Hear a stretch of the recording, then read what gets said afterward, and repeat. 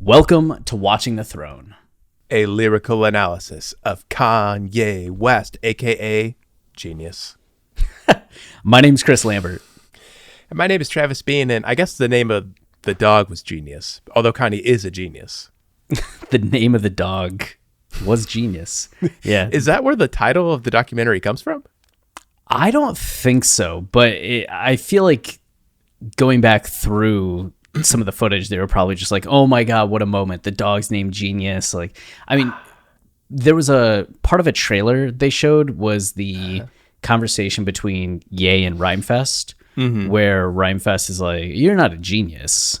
Like, you haven't earned being called a genius yet. And Kanye's like, what? Like, why can't I be a genius? And that actually is at the beginning of part 3. It's something that they used in a teaser, but I think that might have been where the title came from. But it's the thing about the dog is cool. I mean, maybe we can get into that at some point because I'm already like getting ahead of myself and like talking about specifics from the documentary, but it is an important intro moment. Of the episode. Yeah. All right. You're right. Let's take a step back. Like, where are we, Chris? What is Genius? Genius is the documentary put together by Cootie Simmons and Jeen-Yuhs. 20 plus years in the making, as Cootie picked up a camera in 1998 as he was recording for Channel Zero and decided that he was going to make a documentary about Kanye as he was interviewing everybody in the hip hop scene. And part 1 finally dropped today. Part 1 of 3, or yesterday it came out. But we'll have parts 2 and 3 each successive week over the next couple weeks. And we're going to be discussing our reaction, our review, our fan response to part 1 in this episode. Perhaps here today. More exciting than the documentary itself is just like what we think about it. Yes. That's I genuinely think that's how so many like movie critics feel. Oh, totally. Is they're like, oh, you know what? People don't care about the movie. They care about what I have to say about the movie. The Rex Reeds of the world. I feel like all of my film critic knowledge is extremely outdated. Like, is A.O. Scott still writing film reviews? I think A.O. Scott is. I don't know if Rex Reed is, but he might have moved on to bigger and better things. Yeah, then my arch nemesis Mick LaSalle still writing. Oh man, but yeah, I am super excited to talk about this. And Chris, you had already seen the documentary, right? Like, you're way ahead of everybody. Yeah, it's been a little bit. I just saw Kanye's most recent Instagram post, and I don't know. Which one? It's I have a direct question for Mario Armando Lavandeira Jr. Do you think jokes about mental health are funny? But I don't know who that is. Yeah, neither do I. Somebody at SNL, I guess. We'll find out once we're done recording this episode and later tonight when I make a video on it. But that is your job. Yeah. Wait, what had you said? What was the question? I saw it. What had you said? I saw Genius Part 1 back when it premiered at the end of January at Sundance. I think it was January 23rd or something. It premiered at the Sundance Film Festival, and thankfully they did an online screening, and I was lucky enough to snag a ticket. I didn't realize tickets would sell out, which they did, which was strange for an online screening. Yeah. Wouldn't you want to make as much money as you could? Yeah, why restrict that? But yeah, I got to see part 1 a couple weeks ago, and then got to see part 2 and 3 like a week and a half ago. Nice. So like you had already hyped it up, and even though you had hyped it up, or maybe it was because you had hyped it up, I kind of went into it, not that I went into it not expecting much, but I guess I just had no idea what to expect. I didn't know how the story would unfold. Like, I knew it was told in sections, but I was truly surprised that the movie unfolded in real time. It was very reminiscent of Hoop Dreams, where like you follow these 2 kids in their 4 years at high school playing basketball, like trying to make it big. And I got to say, like, that was probably like my favorite part of it, that it was, I don't know, even though like that has been done before, obviously in Hoop Dreams, like you and I have seen a lot of documentaries. We see a lot of like film festivals and stuff. Of all the documentaries I've seen, like this format, this style isn't common at all. And it makes it feel very avant-garde and experimental in the most like simple of ways. Like it really is just like taking you on this journey. It's happening in real time. And through that lens, like with that aesthetic, like you get a kind of insight into Kanye that you really can't get. Like being a follower of Kanye, like it's a very chaotic it's hard to keep track of everything. Like you're always like weighing one thing against the other, but like this, like you're seeing Kanye, like you truly see him without any filter, without like it's him. It's incredible to watch. Yeah, talking about documentary style, I feel like a lot of the documentaries that I see, especially recently on, you know, Netflix, Hulu, even HBO, Peacock, name all the streaming services. But when we go to film festivals, you have a lot of the breakout, right? They'll be having usually the narrator telling you something, and then you have the confessional kind of things, like we're interviewing this person, so you might be getting details of a situation or real-time footage of a situation, and then you break away to like the expert that's telling you something, or the person that was involved that's reflecting on that time and kind of narrating back what happened, which is very different than what you're saying in terms of like the real time, right? We get Cootie narrating some of these things to us, but you don't have Cootie sitting down and being like, so 20 years ago, this is what's going on. You don't have like Jay Ivey in the present day talking about back then. You don't have like these people in the present day telling us what was going on back then and then flashing to those scenes. It's just like, no, we're getting like just a movie, like a straight up movie that's just scene after scene after scene of Kanye in 2002. Yeah. It's nothing like The Last Dance, which in retrospect makes The Last Dance feel like, I know they wouldn't have made it unless like Jordan approved it, which meant it kind of became a puff piece in a way. And like you're saying, like all of those typical elements we expect from a documentary, that's all there in The Last Dance. And I mean, I'm a gigantic Bulls fan, like love Michael Jordan. That made that movie a bit of a disappointing experience to me. Ooh. Like it's a tremendous story. Like there's no denying like what they accomplished, but there's an element to that kind of documentary, maybe just when it's not done right, that feels it feels like there's almost a barrier there. Like you're not getting the true insight. It's not what I feel when I watch Jeen-Yuhs. Like even in the moments where Cootie is talking, he's providing this perception of Kanye, like back then, like how what he was seeing from Kanye, like it's still existing in real time, and the commentary you're getting, like it just becomes a sort of meta play on a documentary and what it was like to be with Kanye in that moment, and like how important it was to capture these moments. It becomes this very visceral experience that, I don't know, again, it's just like so atypical from what we're used to seeing.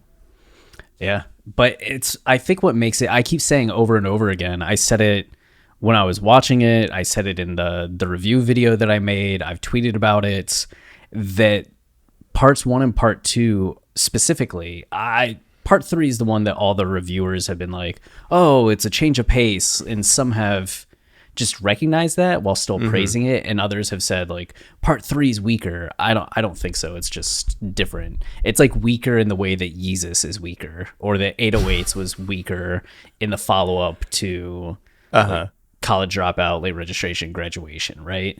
It's just a little bit different, but that doesn't mean it's necessarily bad.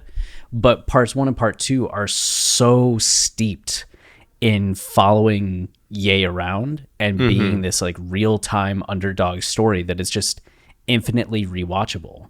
You can just put it on and kind of float in the time and the space and the story of what's going on, which is really something. Like you don't get that feeling from a lot of like documentaries, movies. I don't know. No. Just having something that feels that drinkable, that watchable, is not an easy thing to create, and yet this has that timelessness about it.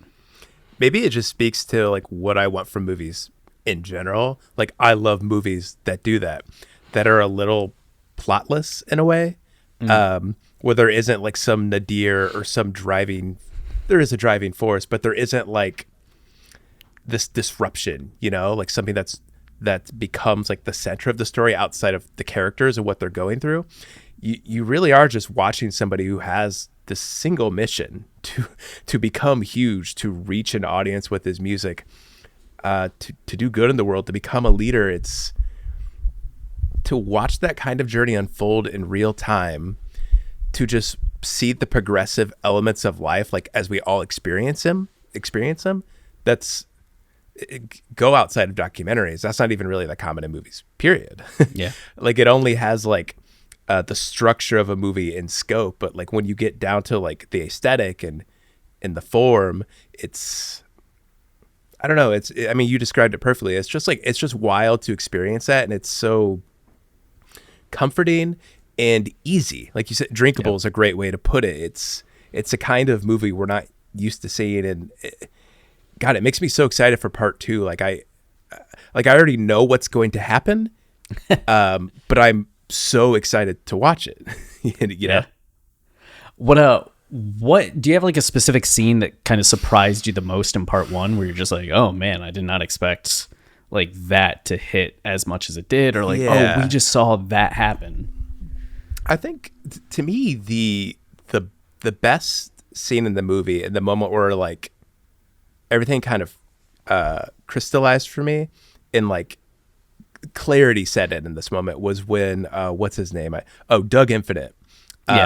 When he goes on and he has that, does he go on the radio and just like diss Kanye, or does he release a diss song? Is that what it is? I think it's a little bit of both. Okay. Like, there's definitely like a diss song, and then he's like trashing Ye. Like I know all these things about Kanye. Like he travels away from Chicago, like goes to New York, tries to make it big. There are all these people in his life. But then when he comes back to Chicago, he has this moment where he feels betrayed by Doug. Yeah. And it's crazy to think, because again, like we know Kanye now.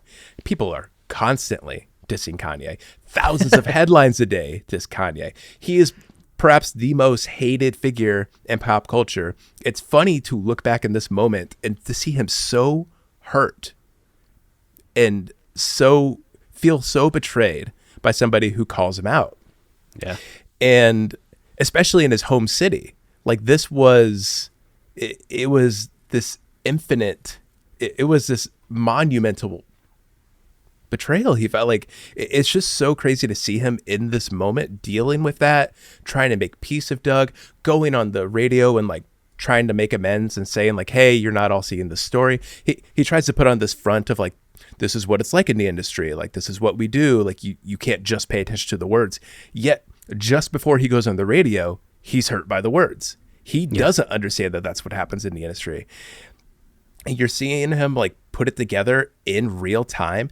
And then the very next scene goes to visit his mother and gets these words of comfort. And she empowers him and gives this speech, about the giant standing in the mirror, which is easily the best part of the movie. That whole interaction, it's fucking incredible, and reminded me that I need to read Raising Donna before I have a kid. It's so incredible to see when you put those moments side by side. You truly see Kanye and how he became who he became. Like this, he slowly had to like learn what it was like in the real world, the kind of hardships he was going to face throughout the entire documentary. There are several moments where people say like, man, when you get to the top, like people are going to hate you. Like you got to be ready for it. And Kanye's, you could see it. Like he's slowly realizing that, yet at the same time has to remember these words of encouragement his mom gave him, especially, looking forward after Donda dies. Like he has to remember those words from her. Like it's exactly what we talk about when we're talking about the album Donda and where Kanye's at today. Yeah. All those two scenes, like it told me everything about Kanye, right? It was amazing. that's, as you were describing that, I was just like, oh yeah, that's what we talked about with Donda in terms of the focus on the album. For those of you that may not have listened to the season or heard us talk about this before, is a lot of people are like, oh, the album's about Kanye's like grief over his mother passing, which isn't really accurate. Right. But it's more so like Kanye remembering like his mom and the spirit of his mom and the teachings of his mom, and like in this time where he's feeling like he's in jail, where he's feeling like he's dead inside in some ways, or like in the grave, so to speak. He's recalling Donda's words. He's recalling what Donda taught him, and this is infusing him with this spiritual adjustment that he needs to go and make like necessary changes and strides in his life. And that's exactly what we see in the documentary as you're describing. Like, that's really what stood out to me, because I was expecting, we've all heard Last Call, right? So a lot of the story is familiar in the sense of, you know, Ye's in Chicago, he goes to New York, he's getting some success as a producer, but people aren't really like fucking with him as a rapper. And you know that he has ability, but he's just not getting the shine that he wants. And you see that in the All Falls Down scene, right? Which seems to be the thing that social media and a lot of media outlets have focused on. It's like the Donda meetup and the All Falls Down walk through the hallways, which we're going to have a few more conversations about that later on. But like, that wasn't unexpected to me. It was cool to see, and cool to see actually play out. Like, oh, he wasn't lying. He wasn't exaggerating on Last Call. Like, damn. But I didn't expect to see him go back to Chicago with the momentum that he had and having the homecoming that he had, right? Because we've talked a lot, especially in our graduation season, about how much graduation is Ye essentially breaking up with Chicago, or realizing that his relationship with Chicago is never going to be the same. Right. And that they had something special, but when you leave, you kind of leave and the dynamic changes and can't really go back to what it was. So to see him in this documentary come back to Chicago and get such a frosty reception, Right. It's not like he wasn't having moments with fans, right? Or like getting shows. It's just, it wasn't the heroic return that he thought it was going to be. Right. And in fact, he met more controversy from people, like that sense of betrayal. And with when he confronts Doug Infinite, the thing that jumped out to me was it that Ye was like angry, right? Especially because we all have this perception of, not we all have this perception, but I think there's a popular perception of beefs in hip hop being aggressive and violent, right? Especially from the 90s and everything with like West Coast and East Coast. And you see what happened to Tupac, what happened to Biggie. You see the animosity that was there, at least lyrically, between Jay and Nas, right? So when Doug Infinite says this about Ye, I think there's part of us that expects Ye to go and be like, hey, let's fight. Like, what was that? And it's going to be this aggressive thing. And instead, Kanye goes up to him and is just like, you hurt my feelings. Kind of tiptoes up to him. Yeah. He's like, why would you say that? Like, I thought, I didn't mean, like, I gave the interview. I don't know if he was telling the truth, right? When he was saying, like, I mentioned you, but the interviewer just didn't include that I mentioned you. I don't know if that's just the thing that you say when you're like 25, 26. Kanye like said that to Doug, right?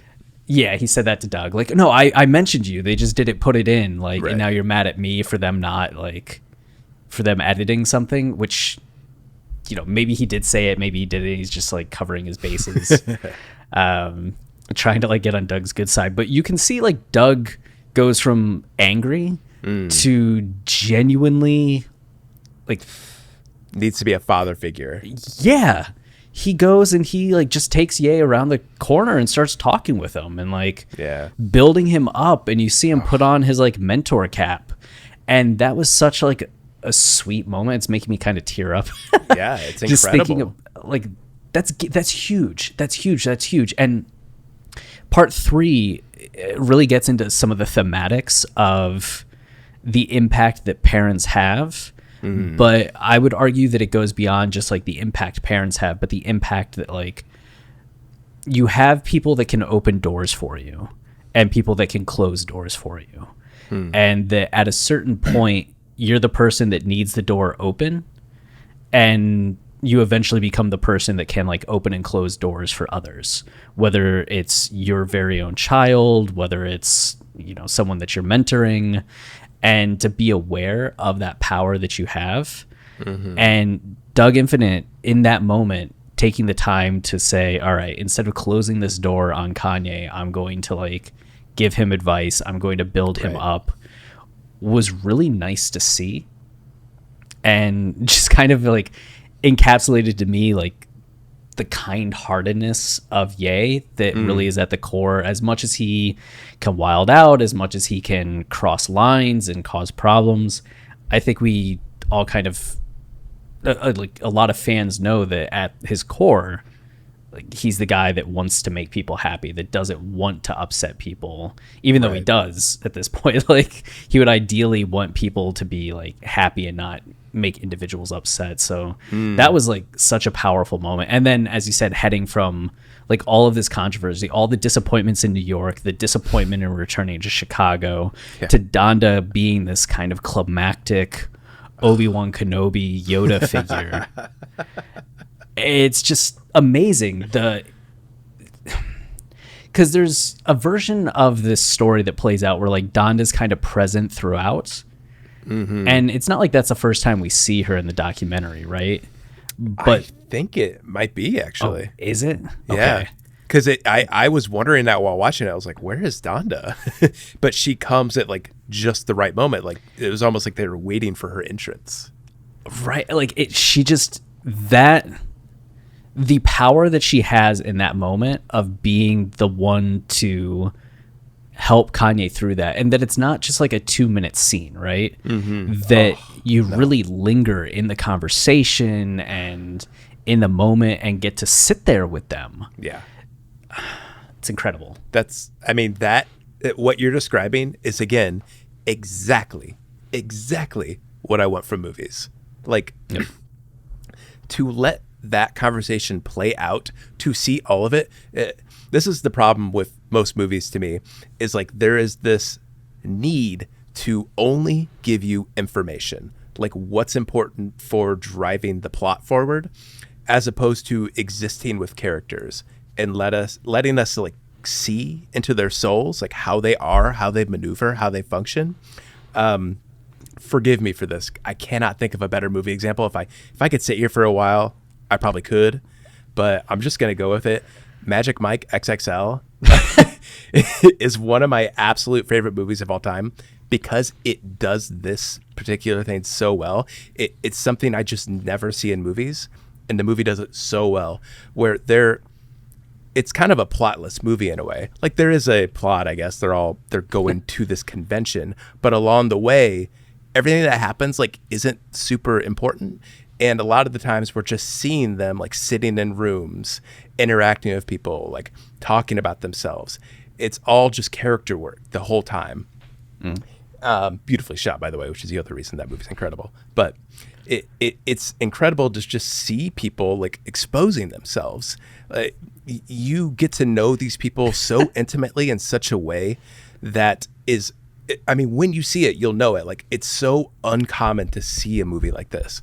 So to have these moments with Kanye and Donda, like, think about all the stuff they talk about. Like, Kanye is telling the story about Jay-Z hearing the beat to Izzo, you know, and like playing it out, like, and doing an actually a really good Jay-Z impression. That was the other thing I took away from this movie, is Kanye's really good at impressions. There were a couple he did that were just like cracking me up. His Stevie Wonder impression, that was cracking me up. Yeah. But then like Donda starts rapping, and they're rapping together. They're like remembering a song together. And then she says something like, "Oh, you play tracks like Jordan shoots free throws." And then she talks about this metaphor of a giant looking in the mirror. And she says the metaphor, but doesn't explain it, talks for a while. And then towards the end, like, makes Kanye understand what she means by the metaphor. and how you can like fly and be on the ground at the same time. Like you watch this whole meandering conversation play out, and none of it's like, again, there's no real plot, right? None of it's important. You don't learn anything about like the end goal of the story, and like it's just, you're just there. You're there in a room with Kanye and his mom, and you're seeing how he became who he became. I just like, I don't even think Hoop Dreams did something like that. Like, I don't know if there are any scenes where you just sit with somebody for that long in a single moment. And I think that's why it's Donda's entrance in the movie, and why Cootie used so much of the scene, because like he knew it was important. He was there. He saw like he saw the all the little gears in Donda and her son's relationship. Like he was experiencing how important this moment was in real time, that he knew it would be important to just include that much of it in the documentary. Like we kind of experienced it like Cootie experienced it. You know, yeah. You move throughout all these different phases of Kanye, snapshot here, snapshot here, snapshot here, except this moment. Like, we're going to sit here for a little bit and experience this. Like, that is just not something you see in movies. It's so important to have that kind of stuff. I was laughing because you're talking about Magic Mike XXL, and you're just like, you know, to have them expose themselves. I was like, that is something that they do in the Magic Mike movies. In more ways than one. Yeah. Wow.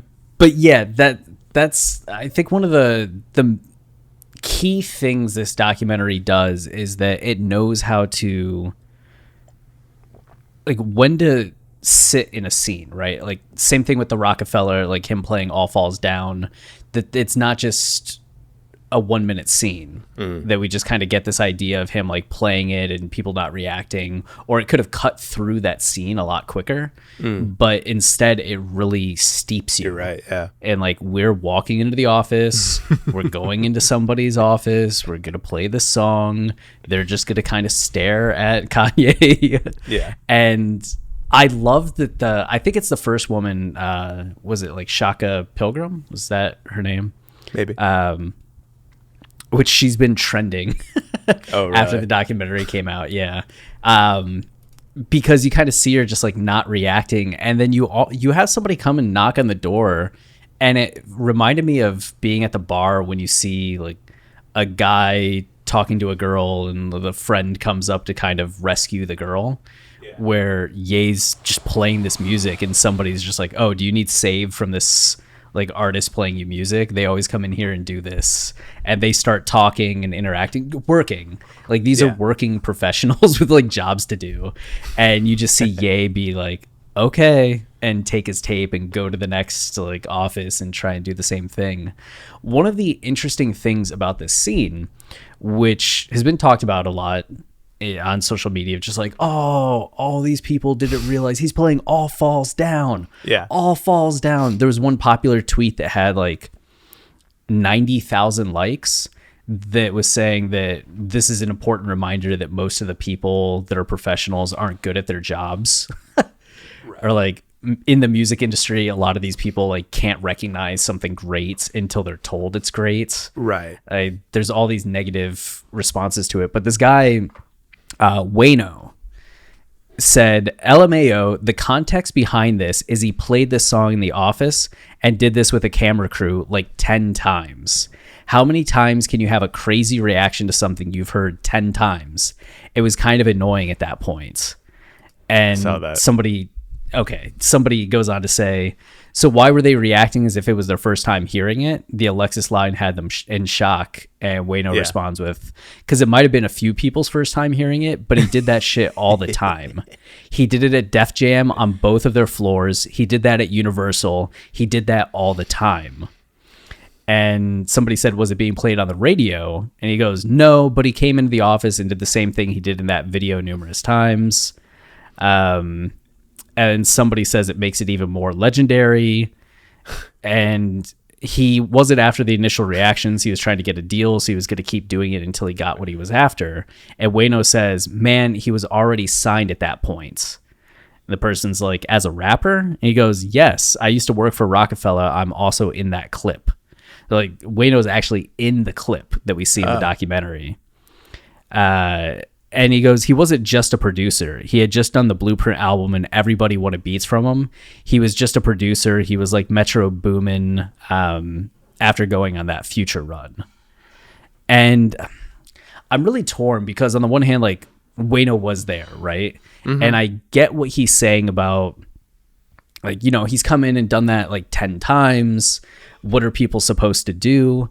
But I think that's kind of the point, right? You would expect if he came in and played All Falls Down that somebody would be like, oh, you're really good. Let's like get things going. But that didn't happen the first time. It didn't happen the second time or the third, fourth, fifth, which is why he's still there doing it.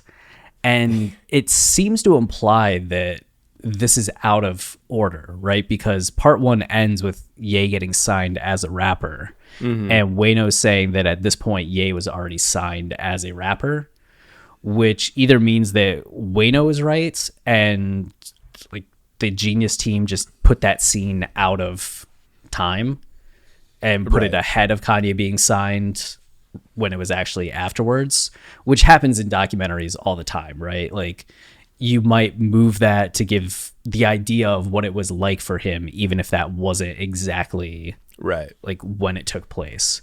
Or it's possible that Wayno just like isn't quite remembering the timeline as clearly. Mm-hmm. And like this specific instance was before he was signed as a rapper. But even then, what we see in part two is that when Ye's signed as a rapper, they're still not opening up his budget. They didn't give him the ability to go and make the College Dropouts. In fact, he was still so shackled that he was having to produce more than ever before and had to start like working on the College Dropout by getting to the studio ahead of the people he was supposed to be producing for and using their studio time. So he would get like 10 minutes of doing things for his album ahead of having to like produce something for someone else. Wow. So even if he was signed as an artist, nobody was taking him seriously as a rapper on the Rockefeller label until after the Through the Wire video came out. And at that point, Dame Dash is like, oh, we'll give you a budget. But so whether or not Kanye was signed as a rapper at that point, why would he be doing any of that if he was signed? It doesn't make much sense, right? The only thing would be that he's trying to get somebody to be like, oh, okay, go make your album, since he didn't have his budget. So it would have been one of the things he was doing to try to get his budget opened up. But I like to believe that it happened as presented in the documentary. Yeah, I have a hard time. I mean, I guess people will just say I'm dick riding, but I have a hard time believing that, like, more from like Cootie's standpoint, that he would like purposely put things out of order to kind of spice up the story. Anyway, no matter what the case is, I was thinking about this. On some level, I kind of sympathize with the people in the office. Like, you're trying to do your job and this dude is just coming in and rapping at you. Like, maybe that's annoying. But at the same time, All Falls Down, nothing sounded like that. Like, Kanye truly had a sound that sounded like nothing else. And it would go on. Like, he would go on to prove that he had a sound because College Dropout was gigantic and he defined the sound for so many people moving forward. Like, it is crazy to think that, like, you could hear him live in that moment doing something that's not really been done in hip hop and not have a more insane reaction, right? Yeah. Like, even if it was his 10th time playing like that in the office, it's like, yeah, you should have done more then. Like, I don't know. Why is he still having to come and play it? It's wild. Yeah. But that's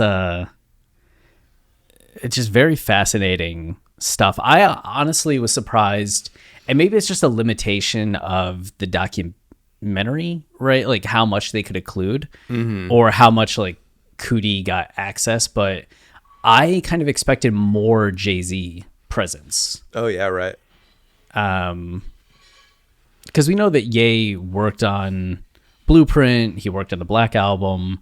I mean, I guess we did get to see that moment where Kanye, or maybe that's part 2, where Kanye's like rapping for Jay.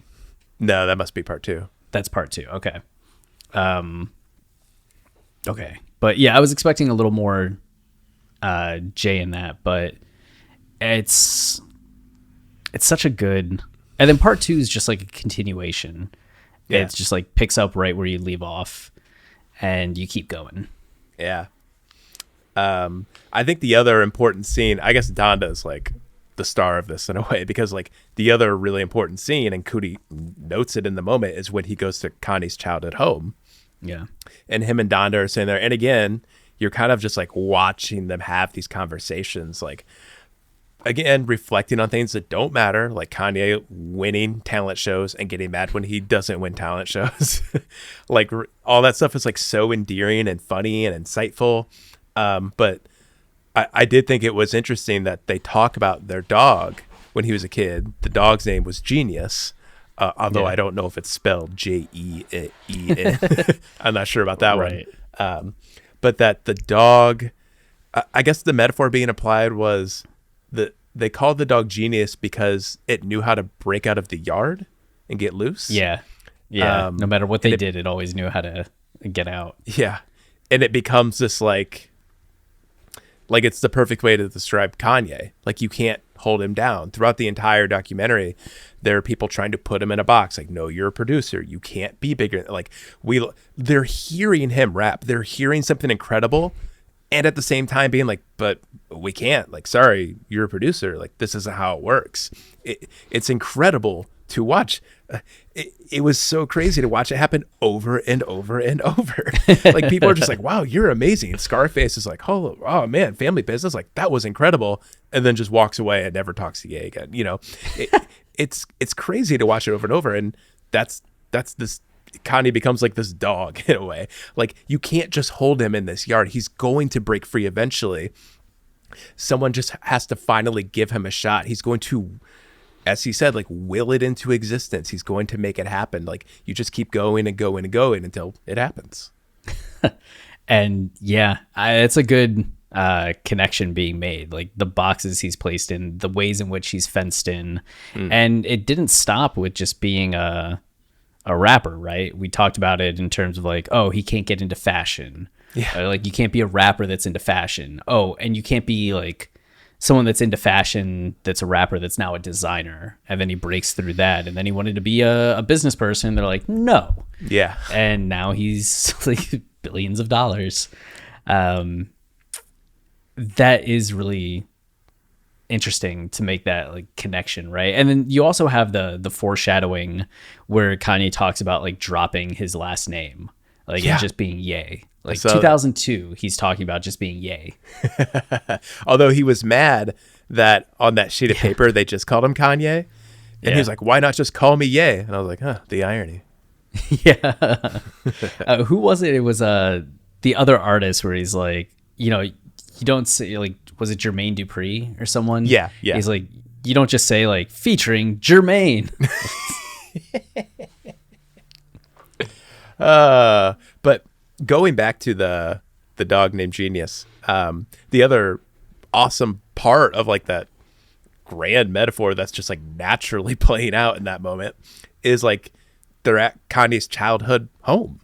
Yeah. Like, Kanye not only needed to like break out of this box, but like again, you know, we're talking about graduation and even looking forward to this moment of the Donda listening party where he burns his childhood home.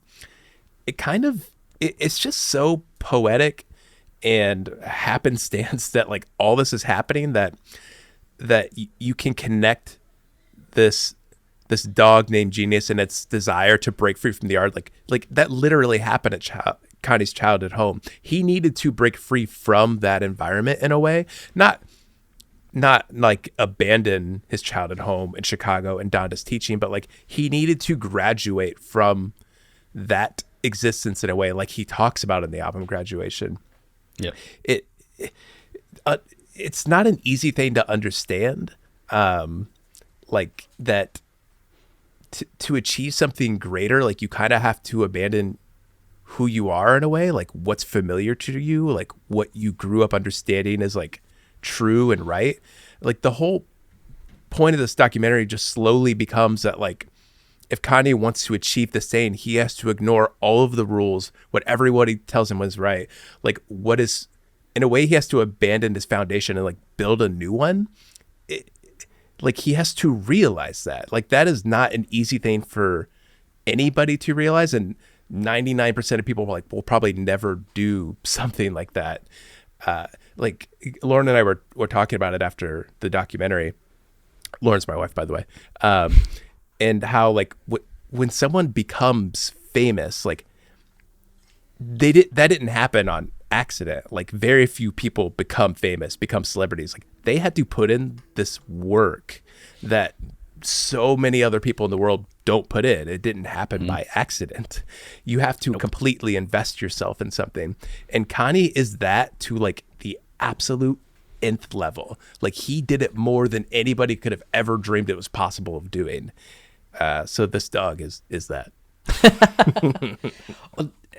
It's something too. I look at this with people that I grew up with in Ohio, where a lot of them, you had some people that never wanted to leave, right? They had a choice of, they could stay with what was comfortable and familiar.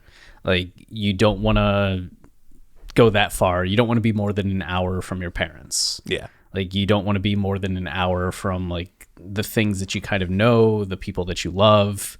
And what the cost of that can often be the opportunities that you have to do more things, right? Not just like travel or eat at like a nice restaurant kind of thing, but just like job opportunities. Right. And that there's often this trade-off between the people that I know that went somewhere different, like moved states away, countries away, and the career opportunities that ended up affording them and the life opportunities that ended up affording them in terms of leveling up to some degree, that came with the cost of disconnecting from that person that they were, right? Like you're still your parents' child, but you're not there in that role day in and day out. You still have all your friends back home, but like you're not there seeing them day in and day out. So you do lose part of yourself, right? Right. And that life that you had known and had at the cost of, hopefully pursuing something greater and more. And that's always going to be kind of the trade-off of that. It's rare to have it be where you can just stay where you were, stay where you grew up, stay with who you know, your family, and achieve like immense things. Usually there's some kind of relocation that needs to take place just to have other opportunities. Like I talked about this with some friends back home, like the amount of just entry level $40,000 to $50,000 a year jobs in Canal Fulton, Ohio, are very small. And even finding something like that in like Canton or Akron, like very difficult. But if you move out to Austin, there's all of these tech companies hiring people at like $30,000, $40,000, $50,000 just to come in and cold call. Yeah. And it's like, that's not a huge thing, right? Like we're not talking on the scale of like moving to New York to become a music producer and a successful musician, but just like if you move from Ohio to Austin and get this job that's paying you $40,000 and then stay there for 2 years, you can maybe be at a job that's now paying you six figures just because of how that goes. And it's like by making a simple move, you suddenly allowed yourself these whole new opportunities. And that's kind of the grounded version of what we see in Kanye's story. Kanye's story, as you said, is like the nth degree extreme version of this, where you leave everything behind to pursue something that changes your life forever. And for him, it's music superstardom, into the fashion world, into the business world. But that doesn't mean it can't apply to others in much smaller, more like familiar ways of just like, I left my small town for a larger city with more opportunities and got like a good job, and it changed kind of the course and future of my life. You and Lauren experienced a similar thing with like moving out to Iowa and her taking that job out there, and the career opportunities that's allowed for y'all. Yeah, just followed her around all over the Midwest. Yes, you did. But yeah, at the same time though, because it's really tough for a lot of people to move away from home. I mean, it's tough for anybody to move away from home, like moving away from anything familiar. No matter how excited you are to experience something new, like you lose something. You have to abandon something when you do that and start fresh.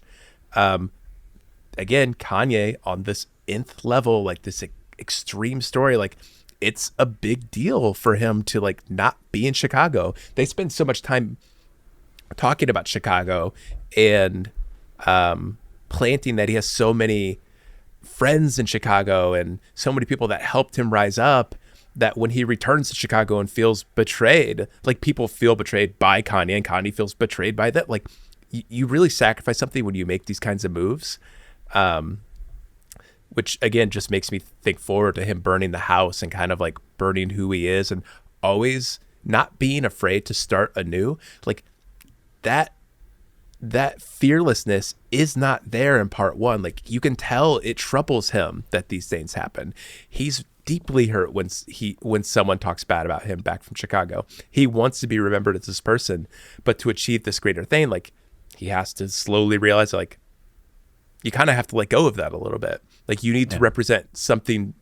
You need to represent something bigger. You need to mean more to more people in the world than just like this core unit. It's man, just to watch somebody again learning that lesson in real time, that is just such a treat in terms of movies. Yeah. Kanye just posted to Instagram again, and he changed the picture from black and white to color. And it turns out Mario Armando Lavandera Jr. is just Perez Hilton. Oh, got it.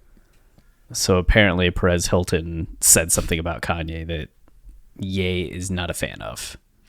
Yeah, he was going after TMZ too, right?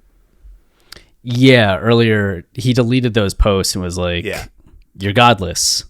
You're godless." That's right. Oh man. God, I felt like I was going to say something else, but I can't remember what it was. There's just so much to cover. Like, it's just crazy. Like, the documentary seemingly doesn't like move a lot. Like, only a couple years pass, and it's again mostly stuff I know about Kanye. Yet I feel like I'm constantly learning these new things about Kanye.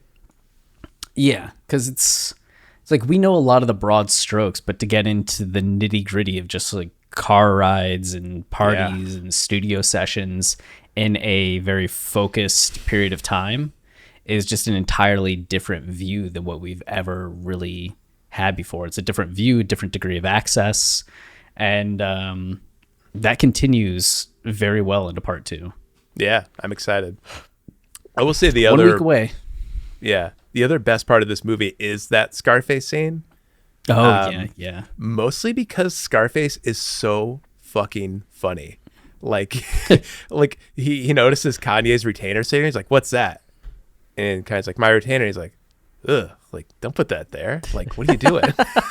That's gross." Right. Father figure moment.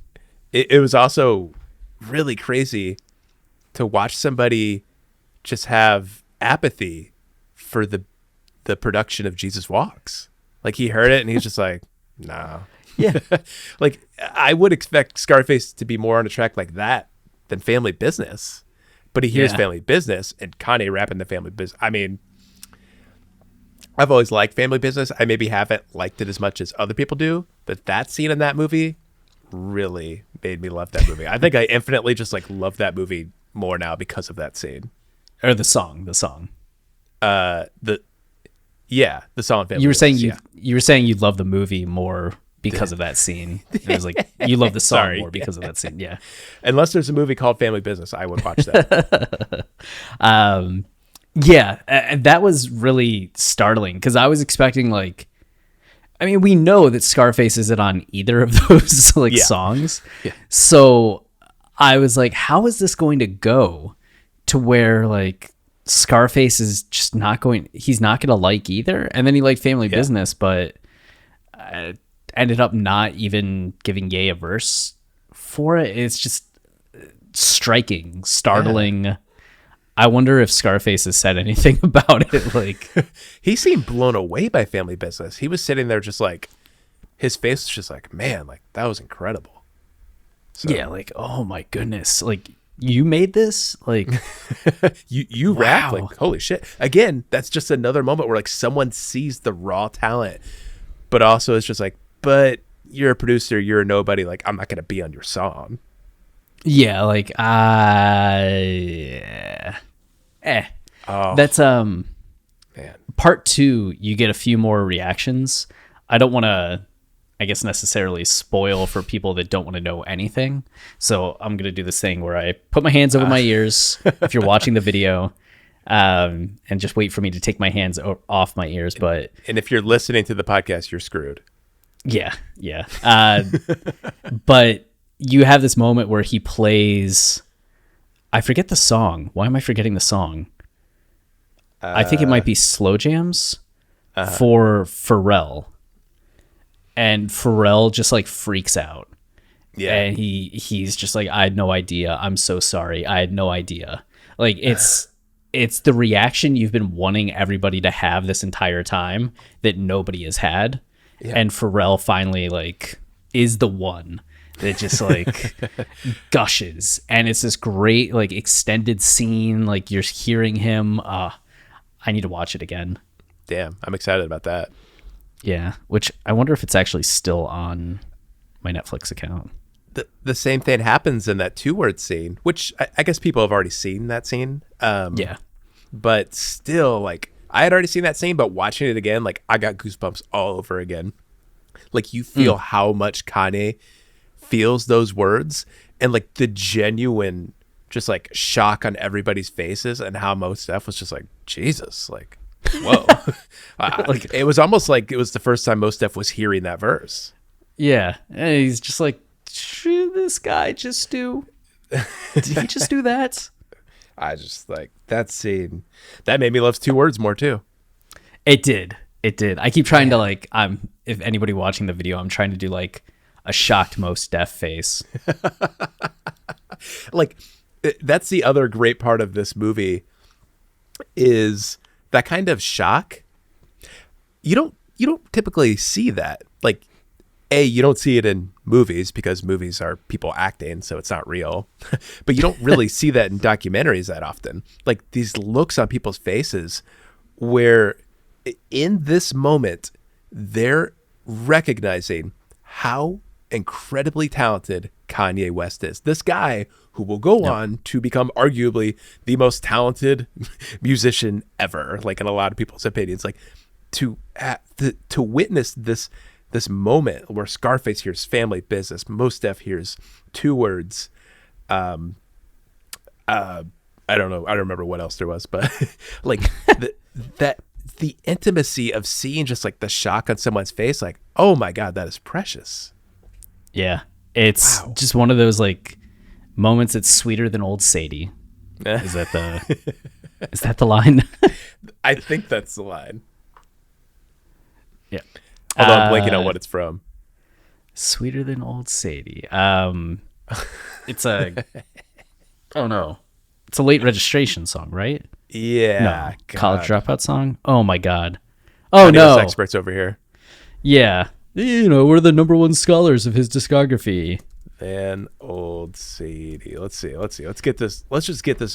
Oh, last call. That is a shame. We should know that.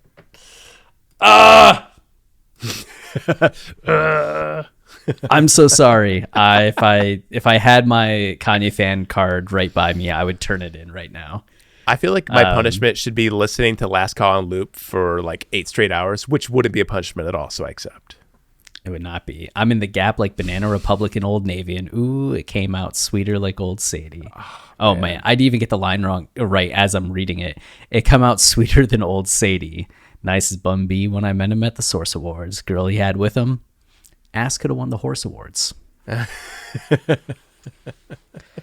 You said that so matter-of-factly. Ass could have won the Horse Awards. Ass could have won the Horse Awards. It's a statement of fact, you know? Oh, man. Statement of fact. I'm so excited for the rest of this movie. Yeah, I'm excited for you and everyone else to get to see it. So, I mean, if y'all have some favorite moments from the documentary, let us know what they are. And if you have any gripes, keep that shit to yourself. You can complain to me, but yeah, don't complain. Chris is sensitive. You just leave him alone. I have met Cootie and Chike in person. I will not stand for any disparagement of their work. Oh, critiques of Cootie and Chike? Oh, I agree. Keep that to yourself. I think you meant of us. Well, oh yeah, of us. Go ahead and say it. Say what needs to be said, you know? Absolutely. And a lot needs to be said. Too much. Write a book. All right. Any final thoughts? Any last calls? Let's go ahead and put on the last call music under here. Yeah, I just it's truly a treat. Like, in all seriousness, like, I wish I could meet Cootie and Chike and just like thank them for making a movie like this kind of movie isn't easy to make. Like, as much as it seems like oh, all they're doing is just showing scenes unfold. Like, these scenes we watch play out in real time, they're like expertly placed in a narrative they're putting together. Like, to put together a movie like this, they're creating this portrait of Kanye that just hasn't been done. Like, it's so incredible. Again, he might be the most important musician of all time, and they have made something that truly honors that. Like, kudos. Indeed. Man. Well then. All right. Well, until part 2, not keep it wavy, stay wavy. Keep it loopy.